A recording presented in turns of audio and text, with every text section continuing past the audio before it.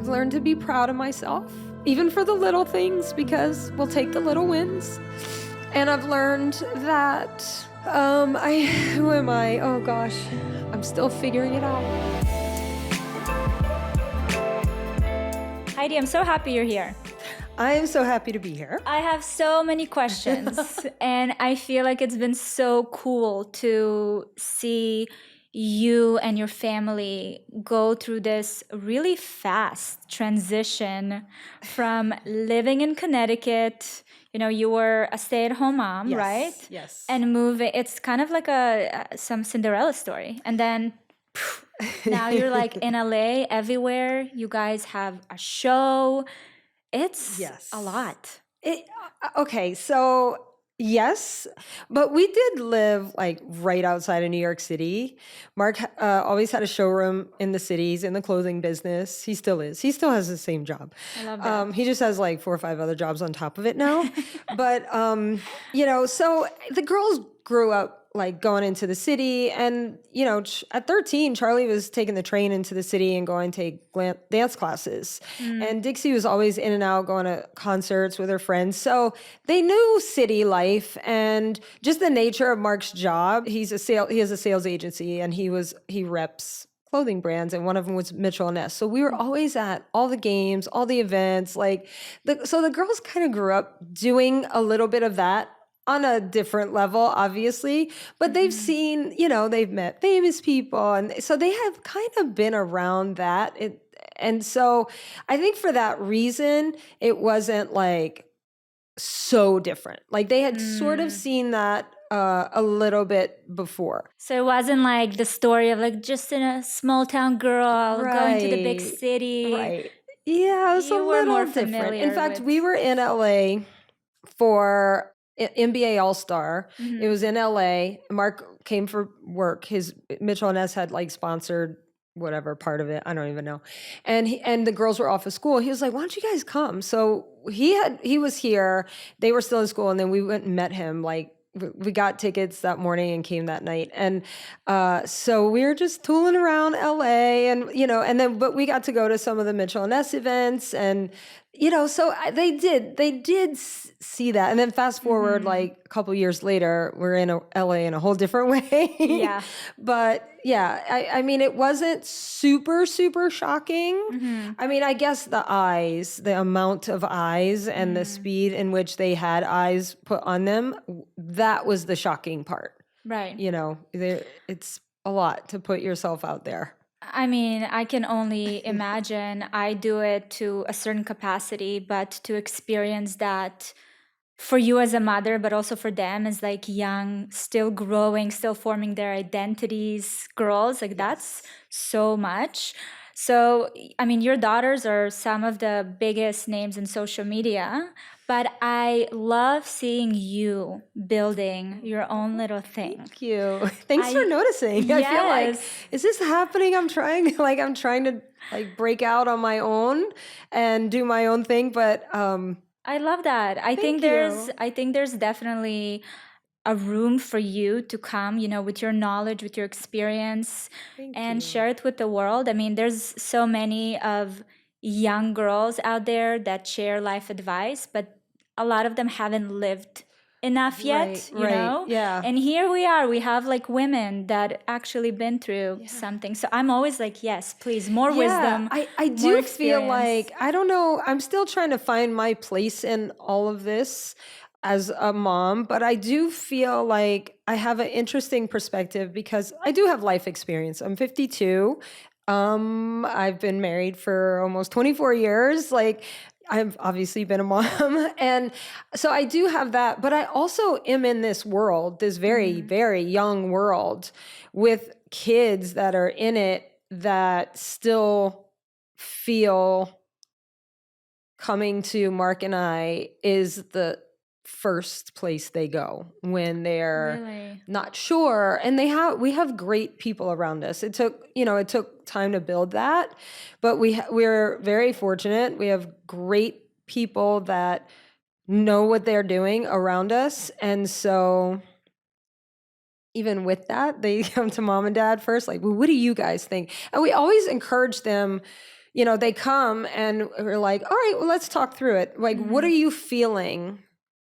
Before we put our sort of thoughts in it, we like to hear them and kind of see where they are and then kind of go from there. Well, if you're feeling that way, let's talk about why are you feeling you don't want to do that, or why are you feeling you do want to do that, or having, like, if it's something they want to do, but they come to us, I'm like, okay, there must be a reason you're unsure. Because if you were super sure, you would have just said yes. So I do, we do love that they come to us. But we never use that to keep them under our wing. We use it in these moments to help them figure it out on their own. Sometimes they just need a little, like, somebody to bounce it off of that they, they can trust us. We've proven that. But this is now. I feel, how old are they now? So now Charlie's 19 and Dixie is 22. They're already, like young adults, you would say. But I mean, honestly, I can't imagine, first of all, raising teenagers as it is, I feel Buckle is, up, girl. the way I'm trying to, I think like I will be able to postpone it, but obviously this is not going to happen. Mark and I were feeling so confident as parents until middle school. And we were like, yeah, I have no, and all the moms were feeling it. We're all like, okay, do you feel like you just started parenting today? Because I sure do. Luckily, I had like a good friend group to bounce that off of. But it's just, it's, I think what I learned, and now I have a little bit perspective to look back on that time, teenage, which Charlie's still there, but she's definitely an old soul, is that I tried to fix, I think, too much, and I should have let them process. Like, I feel like if I could have done now, then what I do now, and like if they come and they're so upset about something, like help them figure it out instead of like putting Mark putting his like point of view on, this is what we think you should do. It's such a urge. It's so deeply rooted in us, I feel, as parents, to just, save them from the world and fix everything. So I get it. Honestly, I left home when I was 16. Wow. And my mother, although she also naturally has that, urge to do it, just purely from distance and me being out of the house, I didn't have that. But then my little brother had that. Oh, and I interesting. see such a big difference in the way we think and operate. Wow. It's very interesting to see. Is. Yeah, you're forced to sort of figure it out, even though you had her. Yeah. But just the distance will change that. But when this all started, Charlie was 15, Dixie was 17. So that's why, I mean, we say this all the time, but we always do check-ins, and we always have since this started, and just, are you okay? And it took them a long time to be able to say no, and I don't know why, and I don't know what to do, but I'm not, and I think that was something that Mark and I always, we never gave up on reminding them it's okay to not be okay and not know. Like, none of us know this business. Yeah. Obviously, Mark and I have life experience. He's an entrepreneur. He knows business. We don't know this business. So let's put people around us that are really good at it that could help us. And it's not always perfect. And, things have changed over these last few years, but it's just so funny. And now that we're talking about it, looking back, how much we've all grown. And I'm so proud of them because it's not like they had this big dream, I want to be big on social media. It did happen to them, but they're smart enough to know. And I think just watching Mark be an entrepreneur, they knew this could be a business, and they knew they wanted that. They knew it was going to get them closer to whatever it was they wanted to do in life. So we always, obviously always have the check-ins and like, do we need to reel this in? Like, this could look a million different ways, Absolutely. And how to get them to trust what they're feeling, to say it, and then, okay, how do we adjust? You guys, today's sponsor is going to change your life. Hello, Peak. So if you followed me for a while, I kind of have this love-hate relationship with coffee. I need it more than ever, especially these days with so many things going on and kids, and you know what, I'm not even going to give you all these excuses. Just life, just existing requires the energy boost that I'm looking for. But I have to say the on and off relationship that I've been having with coffee is because I'm experiencing these crashes and this jittery feeling that signals me that I've been doing too much. There's this codependence that we need to break. So I've been looking for an alternative that can give me the boost that I need without all the negative sides of coffee. So I actually tried Peak for the first time years ago because I'm a big fan of their product and the way they craft them. But they just came out with a brand new coffee replacement. It's called Nandaka, which looks like it can solve a few of the issues that I have with coffee. The first time I tried it, I found that it has this spicy, hot chocolate, creamy taste to it. But obviously what I love most is the fact that it has the slow release caffeine that provides that sustained energy without the crash and jitters. The formula also has functional mushrooms and adaptogens that are amazing to promote hormonal balance and support radiant and clear skin. What I've always loved about Peak and something that I've learned about them throughout the years is that they always use the highest grade ingredients for the maximum benefits. They have up to 30% cacao butter to help with better nutrient absorption and to curb sugar cravings, which is huge, and up to 20x concentrated mushroom extracts for stress relief and hormone balance.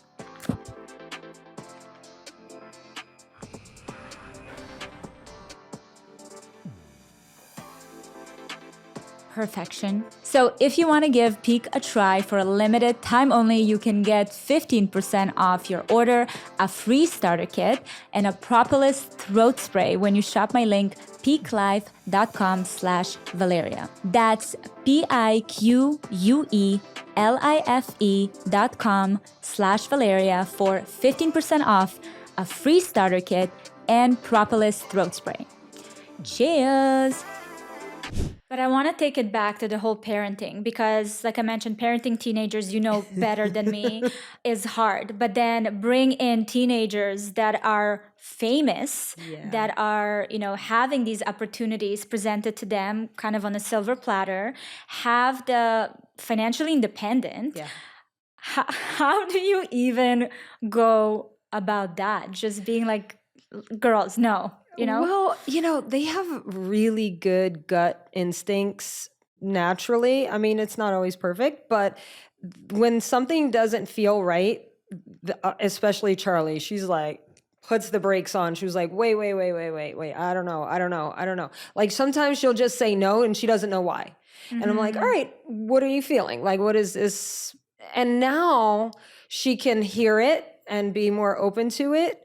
But, we didn't really have, there was a couple brand deals very early on. They're like, we want to do it. All they're like, they had met a bunch of people who were in LA, their friends that were doing all these, it was like one company and they did like a bunch of brand deals with a bunch of influencers. Mm-hmm. They're like, we want to do it. I'm like, you would never ever that has never been a part of your life. Like, it doesn't even make sense. You don't even like that, like whatever it is.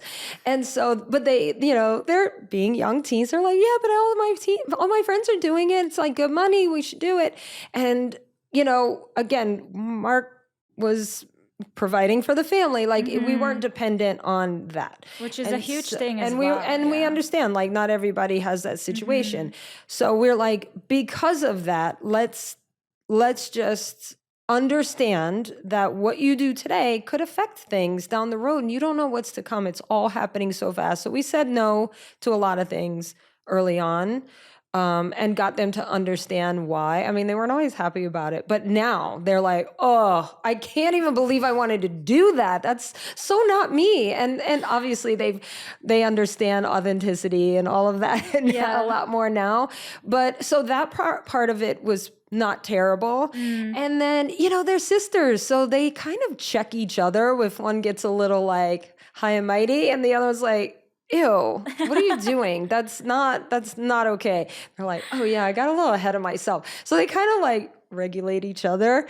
And so we haven't had to do a lot of that. And I don't know, I do feel like because we're all in it, there is, I think if it were just one, it would be, we would not, everybody else wouldn't be able to relate.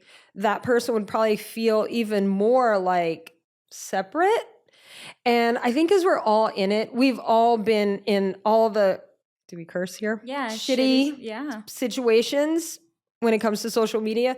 So we can relate on every level. Obviously, we've never been teens doing that, but we've been teens. So we always like teens and then add all of this on top of it. So I feel like because we're all four of us are in it, it gives us this sort of, we just still get to be us. Like we're all the same, just with all these differences that is around us now.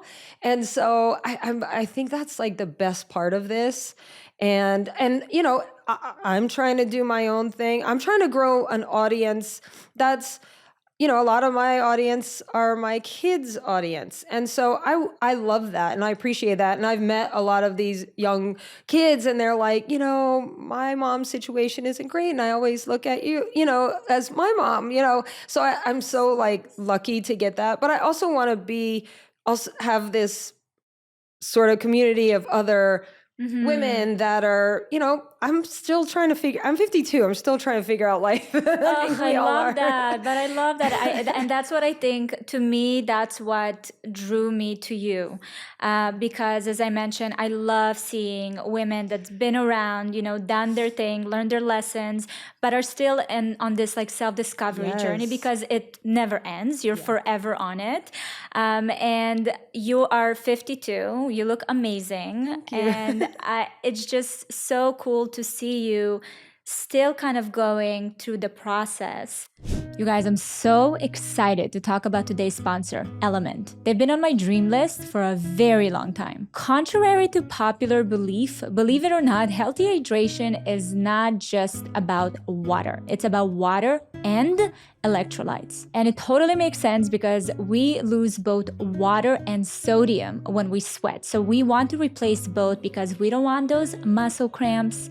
We don't want the headaches. We do not want energy dips. I have no time for that. Most people only replace the water, which makes sense because we've always been taught that we all have to drink 8 glasses per day, whether you're thirsty or not. But believe it or not, drinking beyond thirst is also a bad idea. I know it feels like we can't get it right, but trust me, there's a solution here. So the solution is by no means to stop drinking water.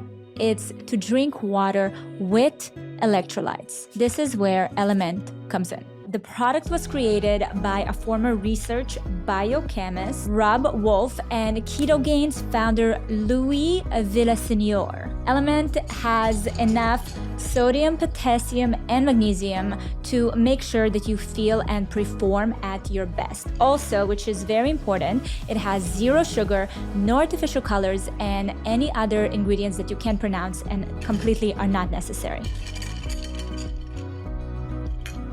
Sorry, I couldn't resist. I had to take a sip. There is also a guarantee that you find an Element flavor you will absolutely love. They have some fan favorites like citrus salt, raspberry salt. You can get spicy with a little mango chili. Also, fun fact, I've been bringing my Element packets with me when I go out with my girlfriends. I am not a huge fan of alcohol, so sometimes this is a great one to add to your sparkling water, or honestly, even if you drink a little margarita, just like a little extra electrolytes.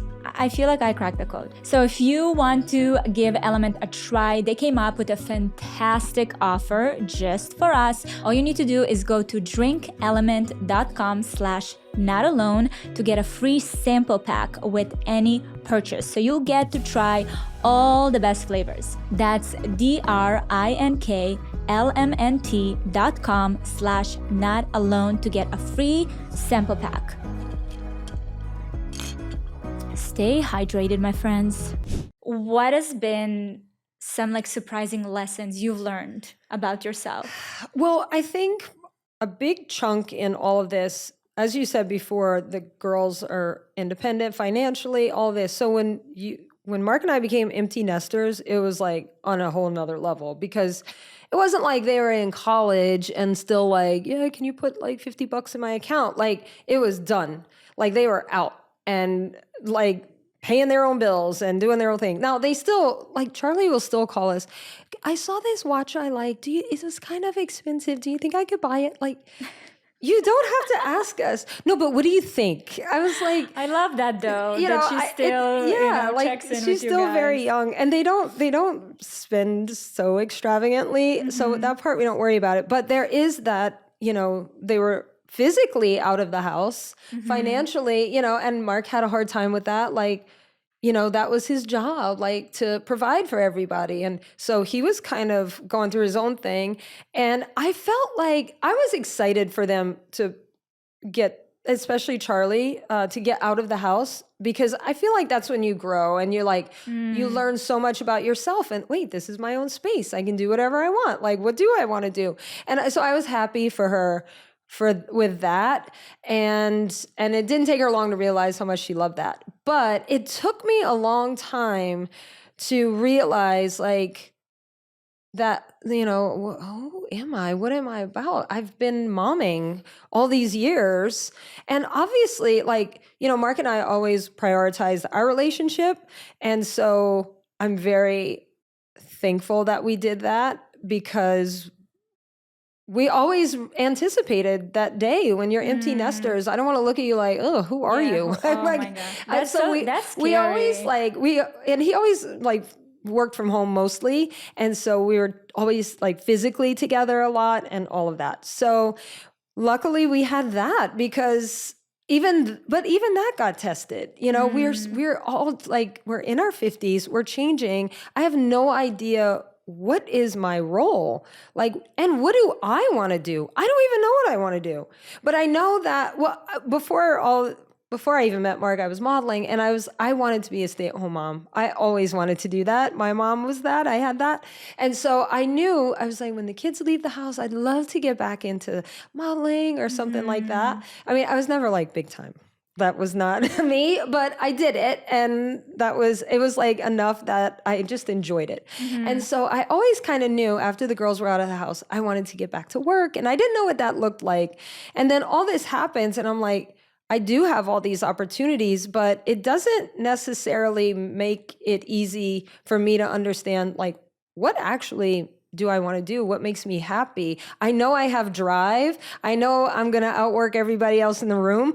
Just give it to me. I just don't know what it is. So I'm just trying to figure that out. That's really exciting. That's an exciting place to be in, not knowing, Yes. And I scary, really hope but that exciting. I really hope that you're like soaking it in. I am. I do feel like at the end of last year, I love New Year's and a refresh and all that, but I never wait. I'm like, before the end of the year, I was like, the people that I work with, I was like, let's get together. Like, let's figure out, what does next year look like? What do I want to do? And just sort of brainstorming, and things that just feel like I want to do, I just put them down. And already, like, I was on a big kick the end of last year of like, I don't even know. I was like, I want to be a host. And then I didn't even tell Allison. Okay, wait, here. tell us. I was like, yeah, I don't know if I really want to do that. And it's not that I don't think I can, because I think once you do Dancing with the Stars, I could do anything. Like, if I can do that, I can do anything. That was a serious boot camp, That was wasn't it? serious boot camp. So it's not like I don't have confidence. I just don't know if that's it. But I do want to try it, because I think I could be really good at it. Especially like with another person and like having that moment. I don't know what it looks like, but I feel like I threw it out there hard, and I was like, wait, I don't really know what that looks like, but I want to try it, because I think I can't tell if this is self-doubt saying, oh, I don't know if I really want to do that.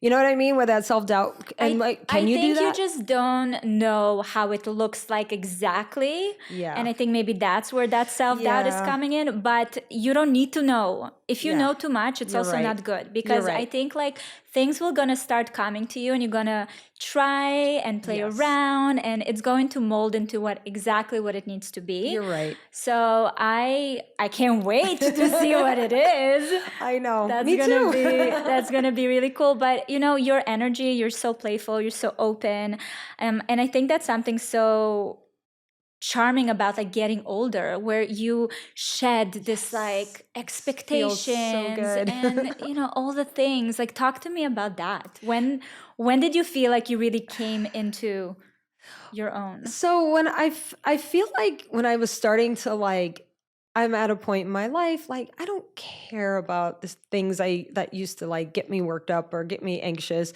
I don't care about that. And then all this stuff happened with our family. And then, the internet is judging your every move and like, oh, wait, I think I care again. And now I had to like undo that. And so I don't bother with the hate comments But it bothered you at first. oh yeah, it bothered me for my kids to see their hate comments. Like that was the worst part of it. And then you get it yourself and you're like, oh. So how did you navigate that? I think because it happened to all of us, it wasn't like, and people would be like, just tell them to put their phones down. What's the big deal? Well, that's their job. Like we all learned that you just have to go through it. I think something that I told the girls was every time because it comes in waves, and every time it happens, it hurts a little less and it lasts less time and you come out of it. So every time every time they would start to feel better, I would say, you got through something that was really like, some of those comments are traumatizing and you're okay. And just understand like those are words and they hurt, yes. But the people that are doing that, like they're never going to be significant in your life. And they're not going to be like anybody who's ever met them in person has been nice. So I don't know. And so I always had them look back like, you did that, you got through that. And that was really hard. And then like I had a moment and when I hear my kids telling me what I always tell them, I was like, wait, I'm not sure if I love this or hate this because they're right. Because I know I'm right when I tell them, but it's hard. It's hard. And it just takes time. People can get really nasty. Yeah. And it still surprises me. I mean, I don't care about it anymore because, there's bigger, better things, but it really hurts. And I think going to bed, like even when you tell yourself, oh, it's just people that whatever, they're hurting, they're not, it stays with you. And you start doubting yourself as a mother, as a woman in the world, like what you do and the decisions you make. It's hard to kind of rewire. Yeah. Time to talk about today's sponsor, Cozy Earth. A recent survey found that 7 in 10 parents get an average of 3 hours of sleep a night in their baby's first year. And let me tell you from my own experience, it doesn't necessarily improve that much once they're older. I don't know about you, but I've been focusing so hard on improving my sleep this year. It's been such a big topic in the health and wellness space. So many doctors and so much research been coming out, really showcasing how that is a foundation for a healthy life. And I have to say it's been hard. Obviously, there's the factors of work and kids and schedule. So I am trying to find anything and everything that can make the smallest little shift in my sleeping habits and make it better. Enter Cozy Earth. These luxurious bedding products are crafted with temperature regulating technology, and it is adapting to your body needs through all the phases of sleep. On top of that, they use the absolute best of fabrics and materials that just gives you this like superior softness that makes you want to sink into your bed. I'm here for it. So if you're on the same journey as me and you are eager to prioritize your sleep because it's such an essential part of our health, check out the ultimate comfort and indulgence with Cozy Earth bedding. They also have sleepwear. So there's truly a whole other world of sleep health and wellness. They gave me an extra special code just for my listeners. So you can use the code Valeria for 35% off at CozyEarth.com. Cozy Earth is so confident that you will fall in love that they offer a 100-night sleep trial and a 10-year warranty. So once again, use promo code Valeria for 35% off at CozyEarth.com. Soft as a mother's touch. I'm a super emotional person. I wasn't always, but as I get older, it's gotten more. in a good way, like something exciting, like I'll tear up or I'll cry. And I just got so much shit online for that I just like, I'm not crying online. I'm not going to show my emotion. And that was really hard when I was doing Dancing with the Stars, when all the judges are saying, you got to show yourself more. You got to put yourself out there emotionally. And I'm like, I've been trying so hard not to do that. Now you're telling me that's the one thing I need to do. The world told me not to, and now you're telling me so to that do. was like this whole, and time is not on your side when you're doing Dancing with the Stars. So I had to like process all of that. And every week I got better about it and I got more confident to share and be open because there's interviews and all this other stuff. And, I feel like it didn't end when Dancing with the Stars ended. Like I've continued that. I've really tried to, because I feel like you can't build a community unless you're sort of really open and honest and forget about the people that don't like me for doing that. It took time to get there. It just takes time. That's what I learned. My biggest takeaway, everything takes time. And perspective, because once you kind of have a little time away from it and then you look back, you're like, oh yeah, okay, I'm okay. Like I am actually This okay. is the game of life. Yeah. I want to take it back to Dancing with the Stars. Yes. That was a huge moment for you. It was. I did a little research before this interview and I knew that that's something you wanted to do. Yes. And just like you did with this hosting thing, you put it out there. You're like, if you know they're looking, I'll be here. Yes. And you got it. And that was really cool to see. Thank you. But I also noticed that it did create a dynamic shift in your family, yes. Specifically in your marriage. Yes. Tell me more about like that whole process. Yeah. So Charlie and I were asked to do Dancing with the Stars. So she and I were the first mother-daughter. And I couldn't have asked for a better situation. Like going through something so hard. I mean, literally, she and I, after rehearsals, we'd ride home together. We would just be like crying to each other, like no words, just like because what the expectations, the demands, physically demanding, emotionally demanding, and just remembering choreography and just every aspect of it. And so, obviously, Charlie has a lot of dance training. But what people don't understand is no matter your level of dance, your pro is going to push you beyond that. And so everybody struggles equally because we're all struggling just at our own level. So Charlie and we're like always together. Mark always worked from home. We have an office. We are always together. Now, Charlie and I are in rehearsals all day, every day, and we're just out. Like it went from 0 to 100. And Mark and Dixie are hanging out.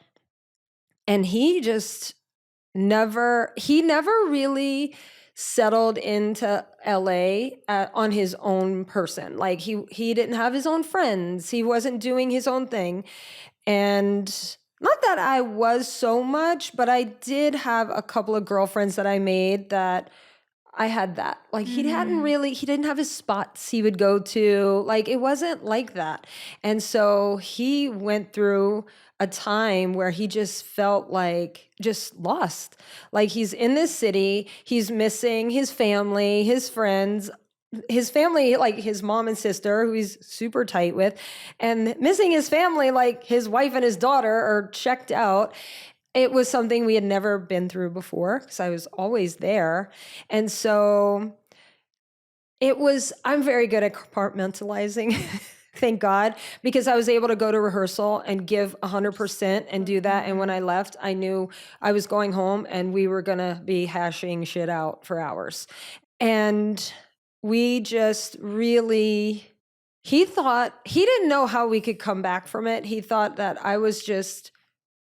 I had a new life outside of, and there's so many stories like that, listen, right? I hope this lasts 10 weeks, but I lasted 8 of the 10, but it seemed like never ending to him. And he was like, how are we ever going to get back to where we were? And I was like, I don't know, but we're trying. And he was definitely questioning if we had enough of what it took to stay married. And I was like, no, that's not a question. Like, I'm doing a dance show, and when I'm done, we're going to fix this. And we're just he can't compartmentalize.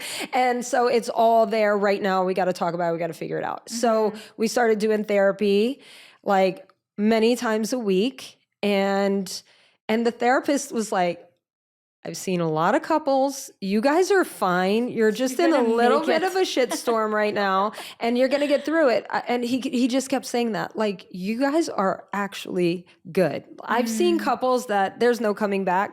You guys are going to be okay. It's just Mark had never experienced this, like, life without me really physically and like just there. So we did a lot of therapy, and I can't even explain.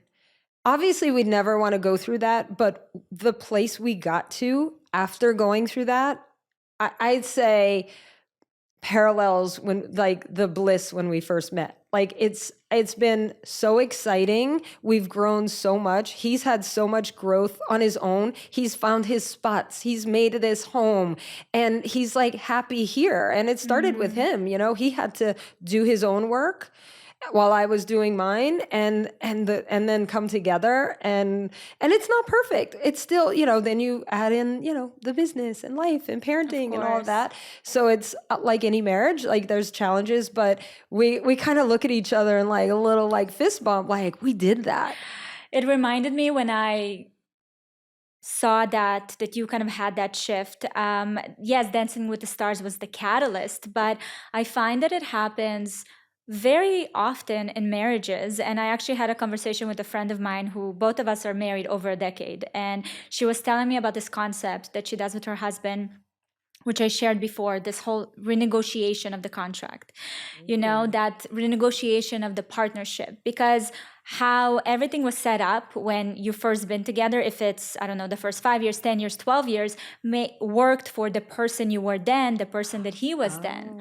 But every few years, I mean, we come up with new, versions of ourselves, and we need to sit down and be like, okay, so this term doesn't really work for me anymore. We need to, change it up. So I think it was very much of what was kind of happening. And I think it's healthy and happens in every partnership that is spread out throughout the years. I think it's beautiful to be able to go through that evolution and then kind of reconvene and be like, okay, we're going on this new level in our partnership, and it's going to look a little different now. Yeah. So yeah, I love that, and I think that is what happened. But the way it happened was, I mean, the whole family was excited. Charlie and I were doing Dance with the Stars. Mark was the biggest he was like, oh my gosh, this is going to be so amazing for you.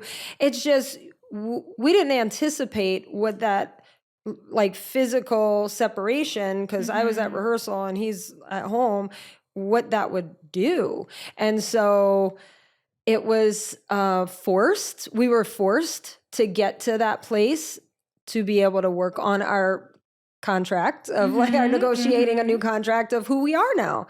And I think, I wonder, we do talk about this. I wonder how it would have played out had I not done that. Like, it would have still played out. I think it would have just taken a lot longer. Exactly. I'd rather just get it done. Arguably worse, right? Because then you start having these resentments and all these emotions that you keep kind of sweeping under the rug. So I think that it was great for you guys to have it. It's kind of like in your face. We have this elephant, we're going to take care of it, and you move on and forward. And I mean, I'm so happy to hear that. And it's so healthy for people to see those examples, because that's what marriage is, right? I mean, you go through so many peaks and highs and lows and all the in-betweens, and you've been pretty open about all of this. We did talk about, our showrunner knew what was going on, and so she was like, I think a lot of people could benefit from you guys sharing. And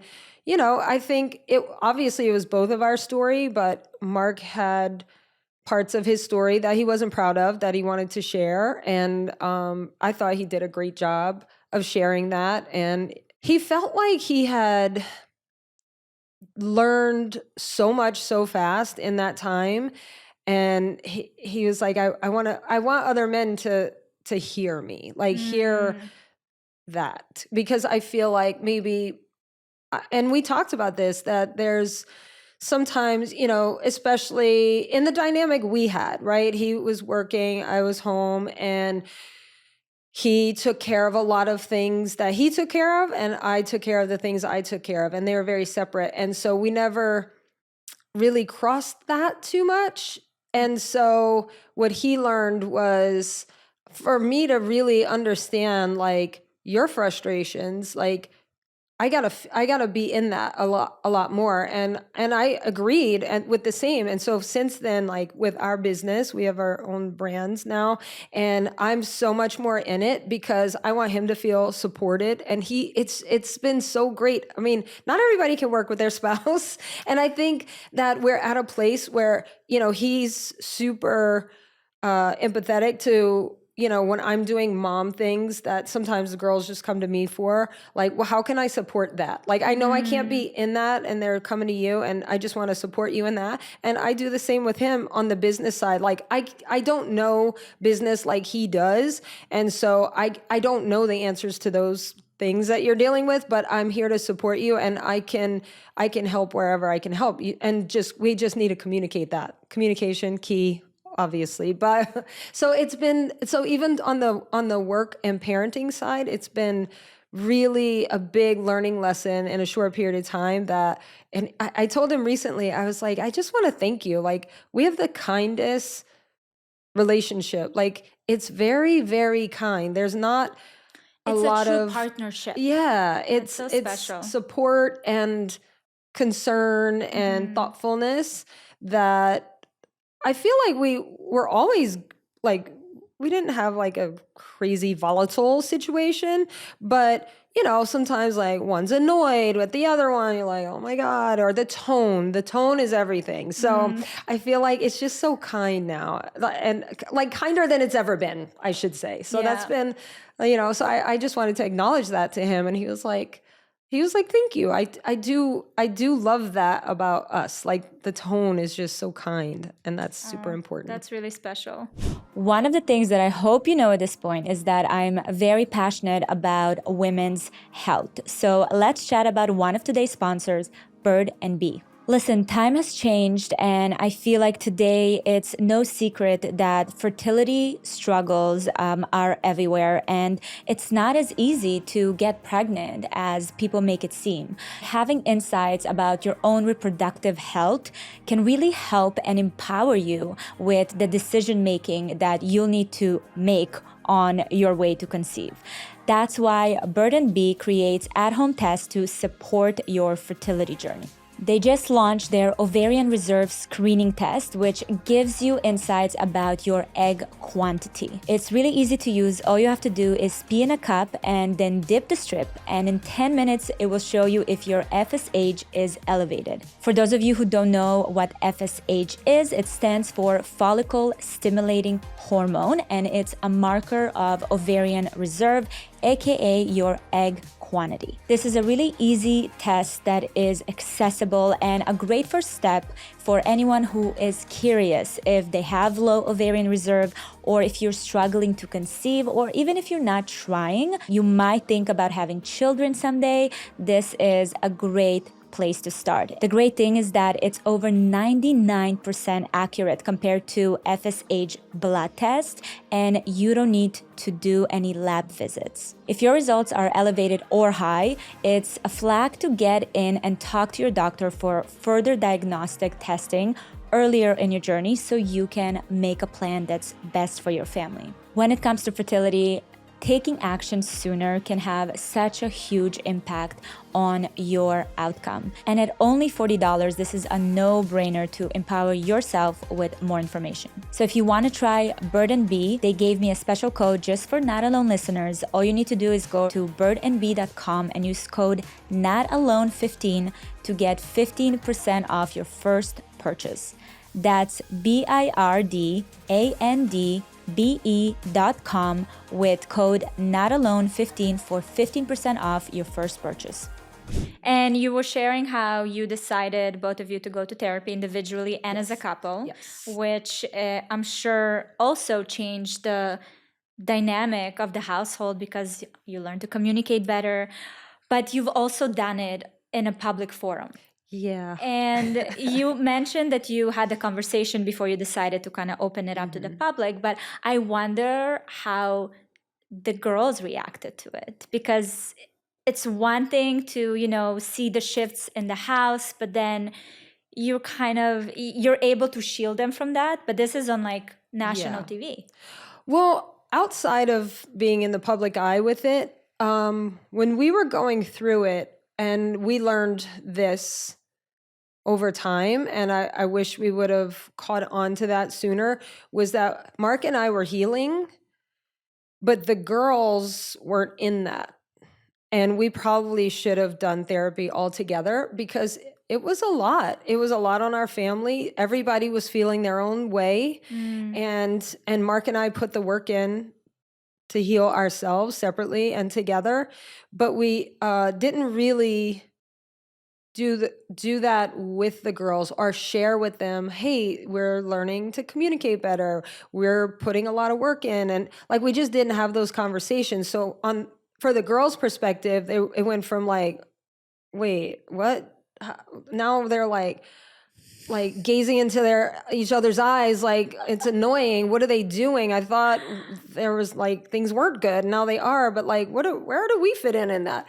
And so it got a little, publicly people were like, oh, the kids are so selfish. Let the parents do their thing. And then the other side was the parents are so self-absorbed. They didn't even think to include their kids in the healing process. So, we learned a lot, and both sides were right, honestly. And I feel like even after Mark and I were healed, and even seeing the before the show came out, we saw the edits, and we were still like, we haven't really had some conversations that we need to have. And so even before the show came out, we did not with a therapist, but we were like, why don't you guys come over?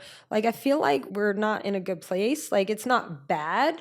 Like, we're all working together and all of that. It just, there's things that need to be said, and like, we gotta hear each other. And so we did that, and it was good. And then I was like, I don't think we're there yet. So let's do it again. And then it was time to start doing promo for the show.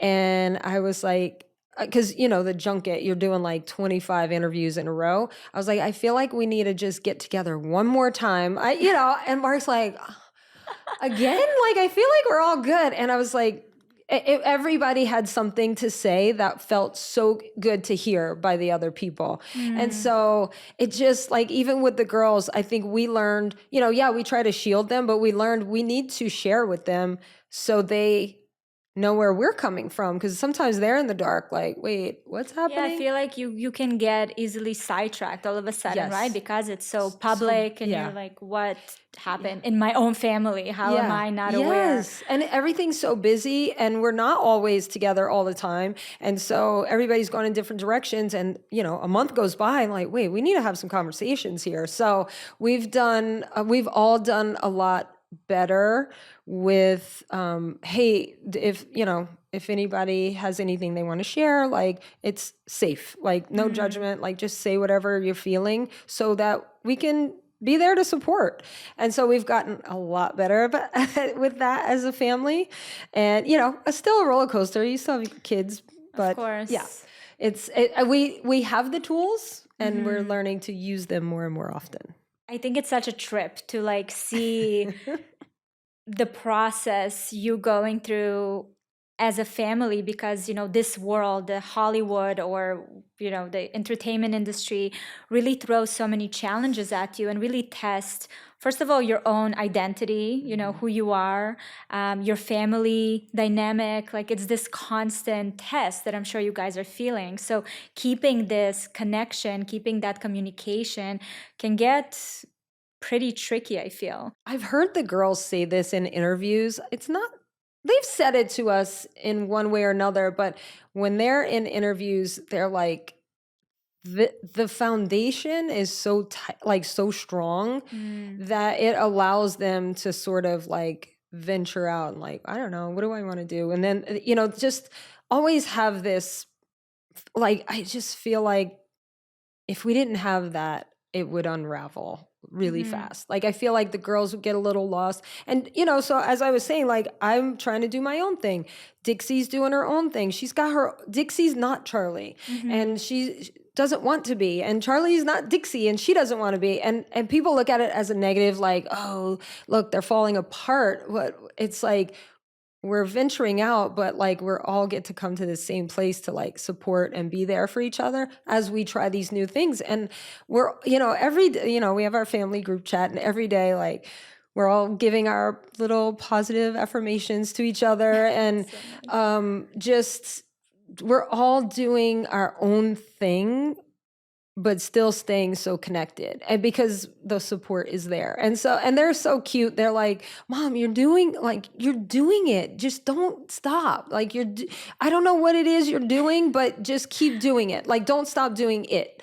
And so I always think about that. I'm like, okay, I don't know what I'm doing sometimes. I mean, I'm trying to figure it out, but it's cute to have them like give me that advice, That's really, really special. Yeah. What was your inner dialogue when because I think the girls kind of blew up on social media, was 2019. Yes. And then you decided to move to LA the following year. Yes.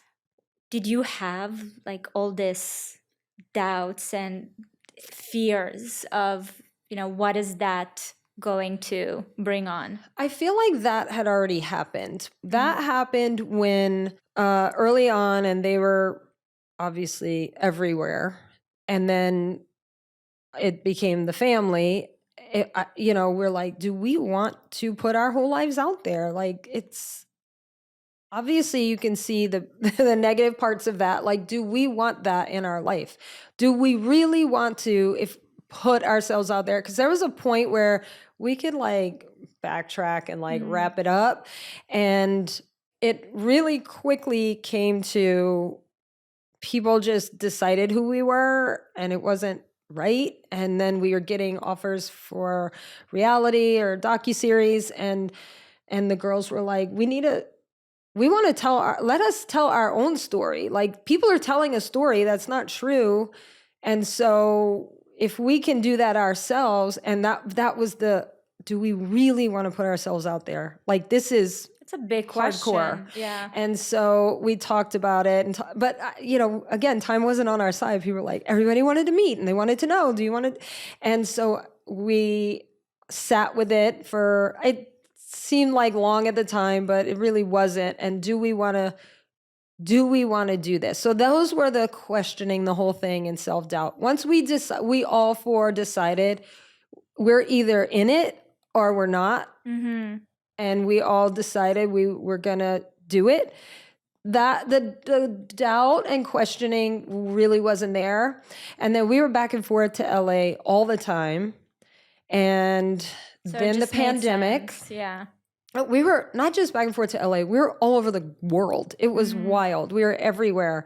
And then the pandemic. And so we went back to Connecticut, and the girls had 3 big campaigns. Contracts were signed months before, and they're like, we need to shoot this. We got to get you guys to LA. And the girls were like, we're all like, we can't fly in the pandemic. Like, you just don't do that. Like, that's not happening. So, but Mark and I were already talking about moving somewhere warmer when the girls were out of the house. And Mark can do his job anywhere. Like, he works for himself. So he was like, do we go? Like, I mean, how is this? How do you even do this? It was all so fast. And so the girls had like PowerPoint presentation. Dixie had found properties on Zillow. Oh, I love that. And like all furnished. They came with the, move with it. the So mission. the companies like pitched in and got a private plane. So the 4 of us with our 4 dogs and each 2 suitcases flew over, and we quarantined here. The photo shoots were done at our house with like it was like the photographer, 1 person for hair and makeup, and then everybody on Zoom.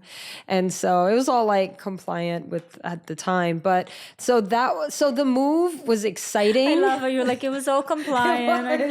No one really cares anymore. It was the move was exciting and fun. Like, it was an exciting time. Were any of you, and specific, probably the girls were just so excited for this new phase, but Did you or Mark, one of you were like, do we really want to do this? Not even the move, but the really like going in with this, putting our family out here. Well, that was even before we moved. We had made that decision, and once we made it, we all felt okay. One of you were like, I was the one holding out. Yeah, you were more hesitant. Yeah, because was it like you were worried about being able to protect the girls? It was that, and I was like, this is going to be bigger than I can protect you from. Mm-hmm. This is like a life-changing decision. Yeah. And protect myself. Like, I don't know if I want this. And it was 3 against 1. And so, but they gave me a whole like dialogue of why. So what sold you on it? I think it was the move. Like, it was a little bit of like when we started talking about maybe moving, I was like, all right, I could put myself out there for the move. Like, I'm from Louisiana, so I had moved my life once before. That wasn't scary for me. And I moved to New York City, and then Mark and I moved to Connecticut. So I wasn't scared of the move. I knew I go home all the time. I knew I'd still go back to Connecticut and see family and friends. So I wasn't scared about any of that. It was just like, people just knowing you everywhere, like, oh, I don't know if I have it in me. I don't know if I want to be out there. But then I think it felt safe because it was all of us. And that's what they were saying. It's not like you're out doing it by yourself. Mm-hmm. Like, we're all in it together.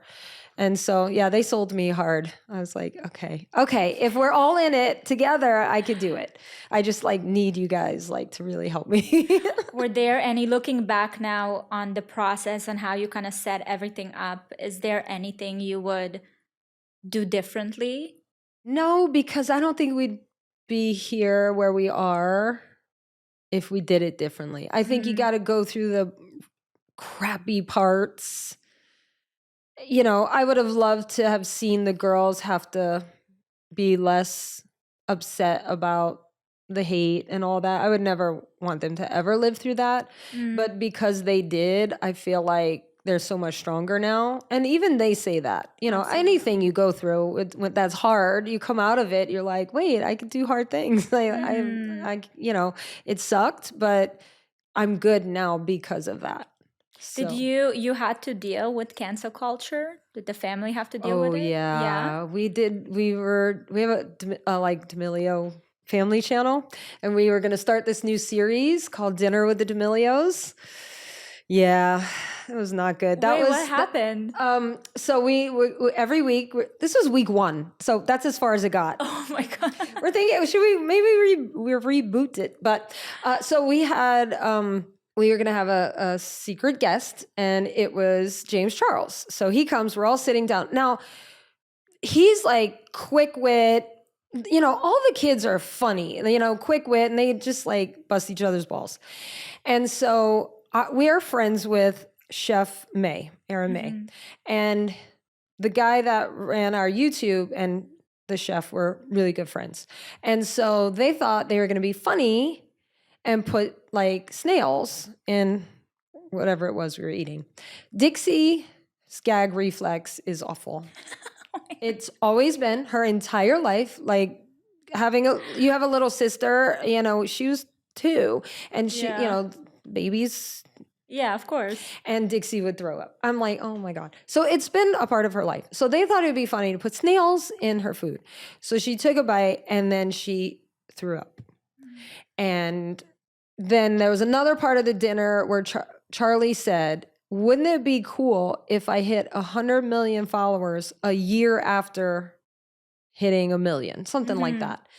So that was number 2.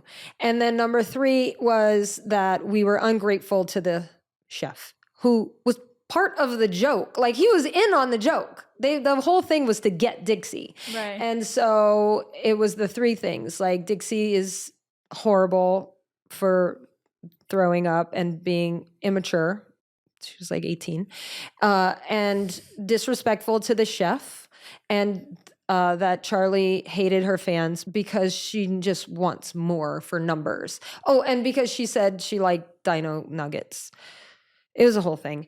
And so I was like, okay, guys, we're going back to Connecticut. Wrap it up. I can't believe that Yeah. was a whole Like thing. now, like I'll see a video about it come up and people are like, I can't believe we tried to cancel them because of that. Like Charlie lost like millions of followers. But it was at the peak, like it was the thing to do to cancel people. You know, I feel like now it's kind of for okay, sure. everyone's over it. So it was like, wow. you know. And I'm sure for the girls, I mean, those ages as well, you're like, the world is ending. This is it. Yeah. And the chef, actually, paparazzi saw him and he was like, I just want to put this out there. Like, I'm friends with them. I was part of this joke. And I'm like, he felt terrible. Doesn't it feel ridiculous to you sometimes? Or like there's actual real problems in the world. Yes, and this is literally. like what you have to think about. Yeah. I feel it was, the girls were still new to the space, which I think was part of it too. And TikTok was new and all of that. So I feel like now I wouldn't be like that. Like, I feel like the girls have come a long way. People know their personalities more.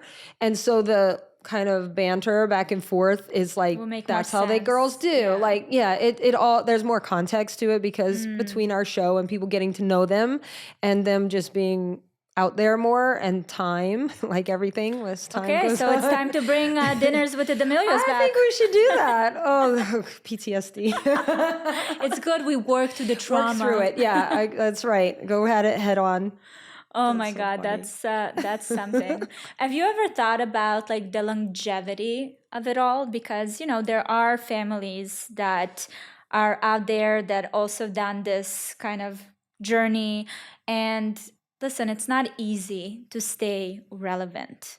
And a lot of that relevancy is to really get people talking about you and, you know, be top of mind. A lot of it comes from controversies and all these, you know, things that people can talk about.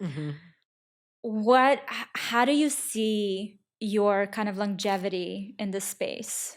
I think, and we started having these conversations early on when we decided we're all in. We always told the girls, you know, respect where you came from. A lot of people are like, don't want to be known for that, but that's where you came from. That you wouldn't have what you have if it weren't for that. So always be good partners with the platforms and with all of them. I mean, there's always going to be one that's hotter than the others at one time or another. So we always try to maintain like really good relationships with all the platforms, and they know that. And with Hulu and Disney, and just be good partners in anything we do. Dixie with Puma, Charlie with Prada, like whatever it is, Valentino. So always to be good partners first, and be good people, be good partners. Like that was probably something we talked about really early. And then also Mark, just being an entrepreneur, was like, you may not want to do this forever. Like this is a lot. So to create businesses that you can really build, and number one, you have a platform and a place to help sell that and market that, and they're good at that.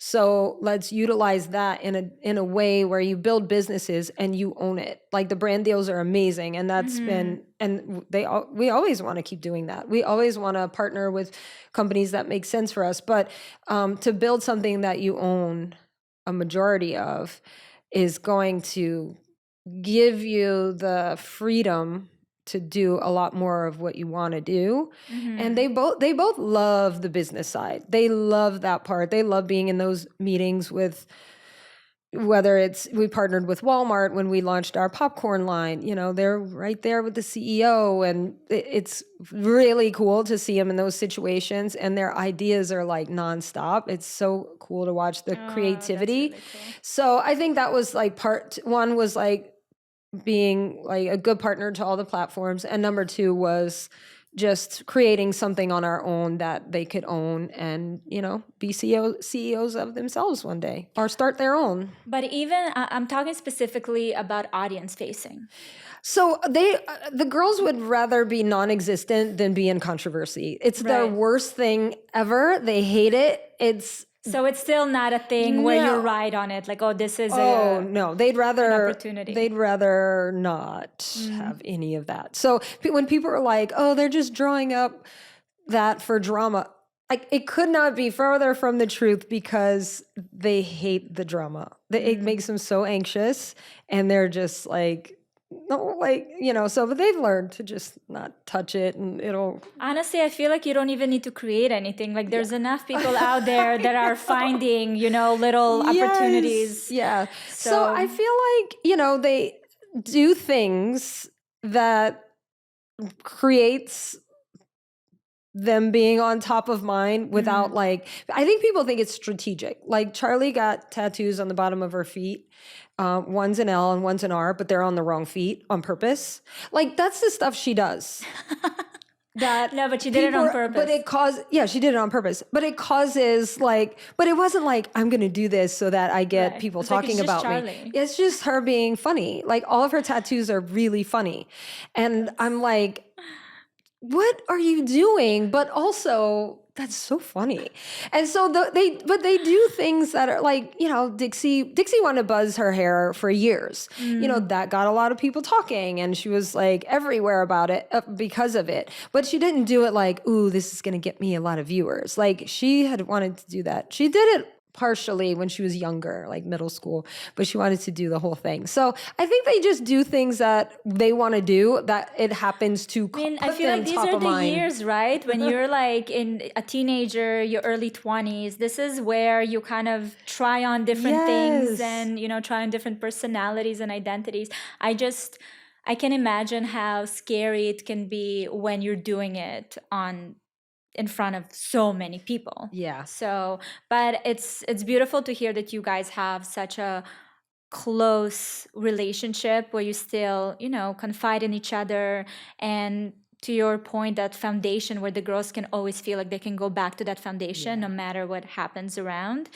So I commend you and Mark for that, because you see you hear and see a lot of cases of, kids kind of getting these crazy success stories and become a viral sensation, and they go out to this industry and they lose themselves. Yeah. And parents lose themselves, and it's really scary. Yeah. So. I think even the way when Dixie had moved out first, she was older, and then when Charlie was about 18, she moved in with Dixie and they lived together. So I just think the process and all the way that this has happened, obviously Charlie wasn't with us, but Dixie's like, sometimes Mark and I would tell her like, oh my God, you're so lame, let her live.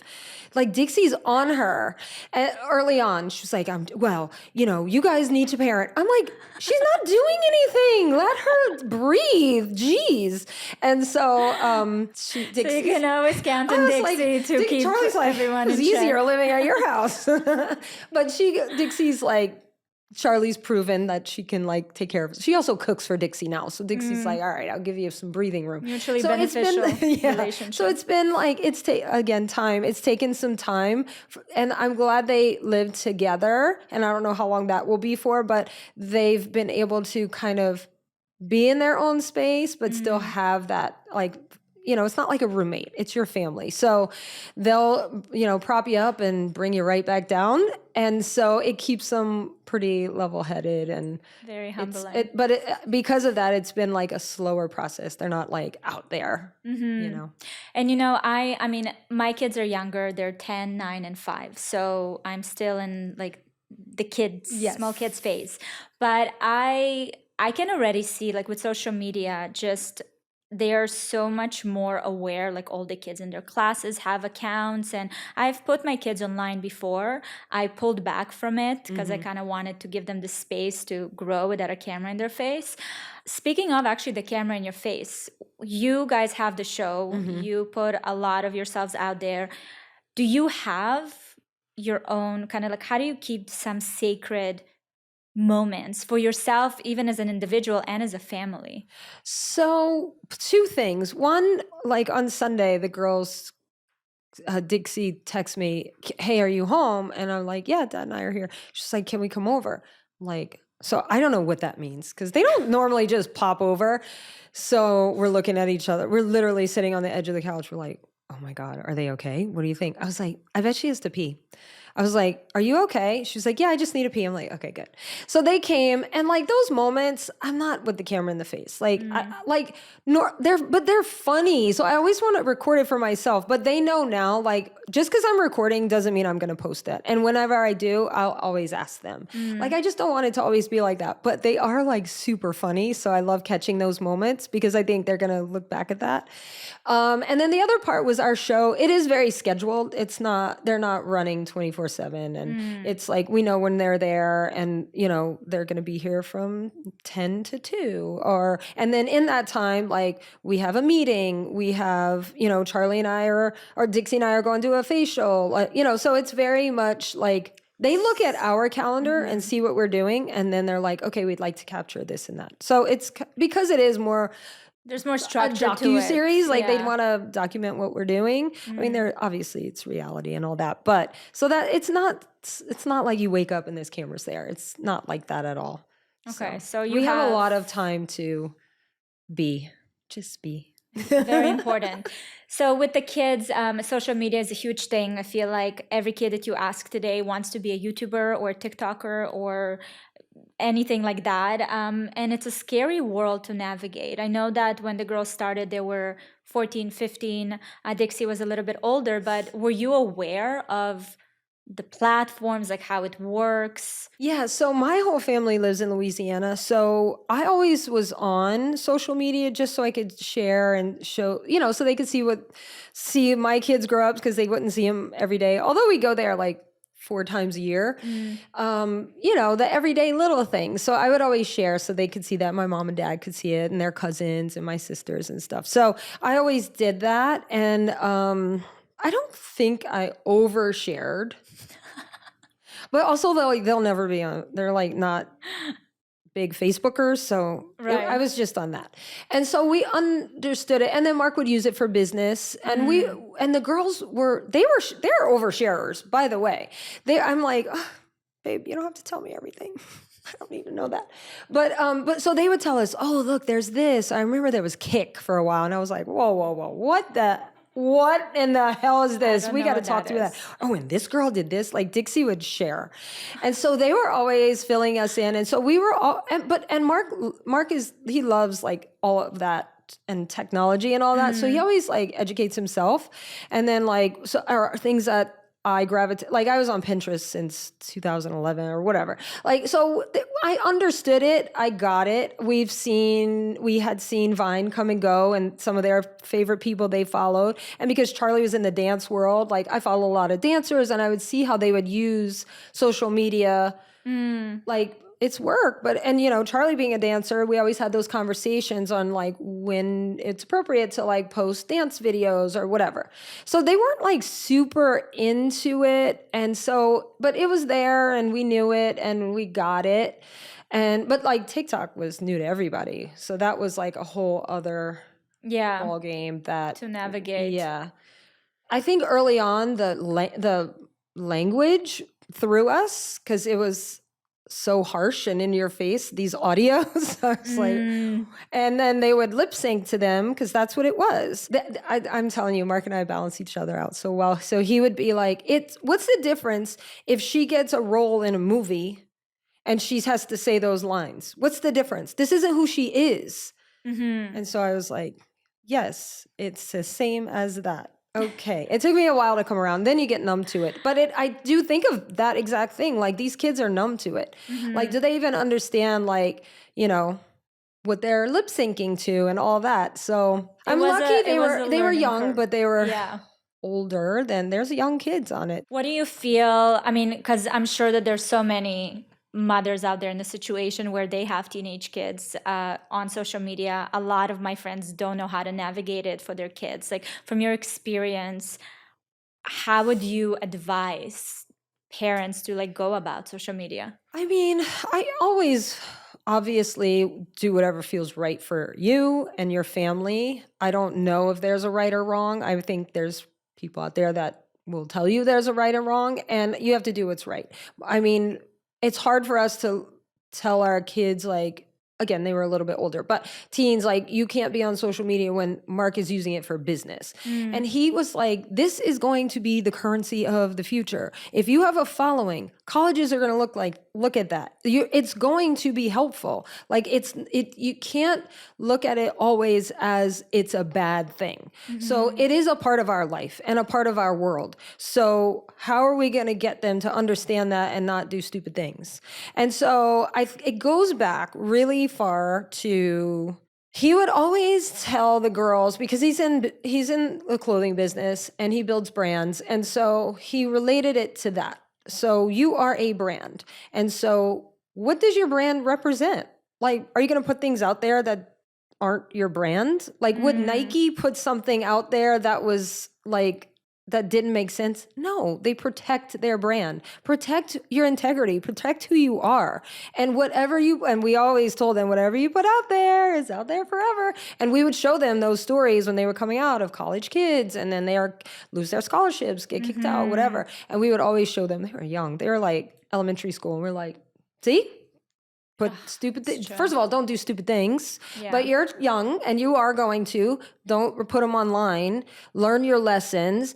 Try not to learn them the hard way. So we always talked about protect your brand. And so they grew up with that long before they were even really on social media. And with that, they didn't do anything super dumb, but like silly things that like, this could be bad. Like, this could come back to really haunt you, and take those moments to not just be like, what did you do? But talk through it and like get them to see, and then we're like, oh, wait, okay, I get that. I don't want that to be a thing. And so I feel like they got that early on.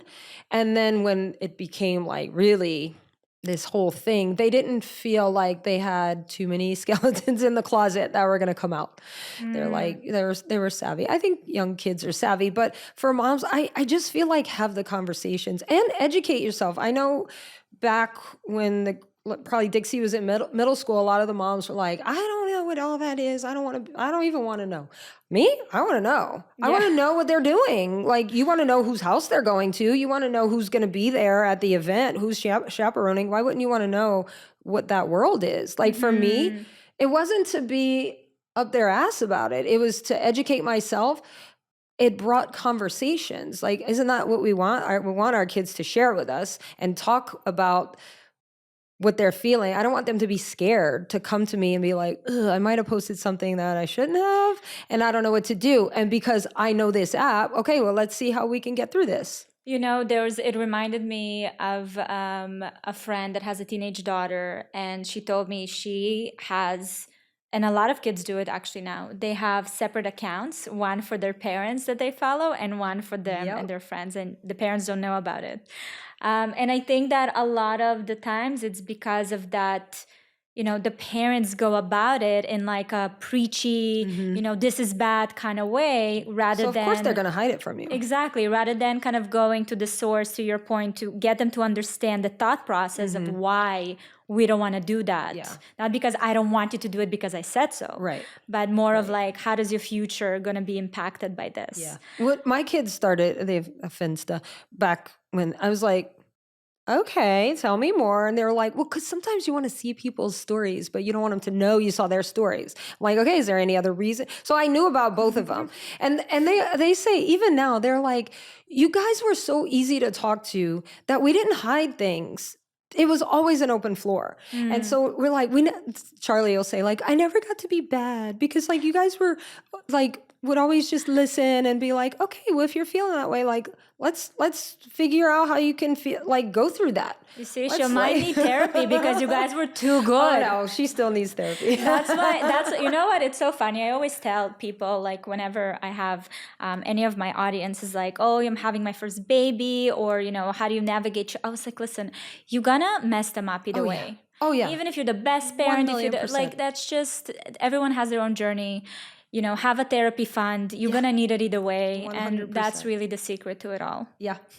You're absolutely right.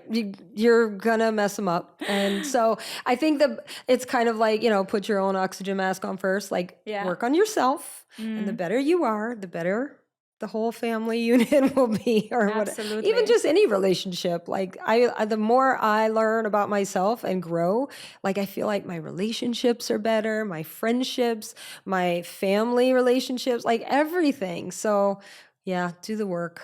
It's worth it. I want you to tell me about, because it all comes back to you. I want you to tell me who is Heidi without saying, that your role as a mother or your role as a wife. Tell me about her. Oh, this is really hard for me. Oh my gosh, I'm getting flashbacks of Dancing with the Stars. This is so hard. Oh, they asked you this question?